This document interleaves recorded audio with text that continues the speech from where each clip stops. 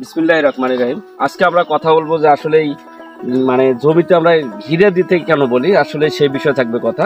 আর আজকে আমরা এই মুহূর্তে কথা বলতেছি গাইবান্ধা জেলার সুন্দরগঞ্জ থানার পশ্চিম পরান এলাকায় দাঁড়িয়ে কথা বলতেছি। আমরা পেঁপের জমিতে আছি ইনশাল্লাহ।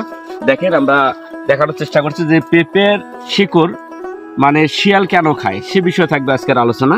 আসলে শিয়ালের অনেক পছন্দ যে আমরা পেঁপের শিকড় দিয়ে অনেক ঔষধি কাজ, সেটা শিয়াল জানে যে আমরা কোন ওষুধে কোন কাজটা আমরা করতে পারি।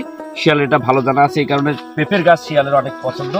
এই কারণেই হচ্ছে পেঁপের গাছের শিকড়, যে মূল যে শিকড়টা আছে, এটা মানে শিয়ালের সংগ্রহ করে যেভাবেই হোক, যত বড় ঘিরেই হোক কেন, ওনার ওটা ইয়ে করে আমরা ভেদ করে বা ছিঁড়ে ঢুকে এই যে দেখেন যে কিভাবে আসলে অনেক বর্ষা হচ্ছে, তারপরেও এই দেখেন কিভাবে খুঁড়ে গেছে। আমরা ইতিমধ্যে অনেক গাছ দেখেছি ইনশাল্লাহ, যে সবগুলো গাছেই খুঁড়ে খুঁড়ে এই যে মূল যে শিকড়টা মানে কেটে দিয়েছে।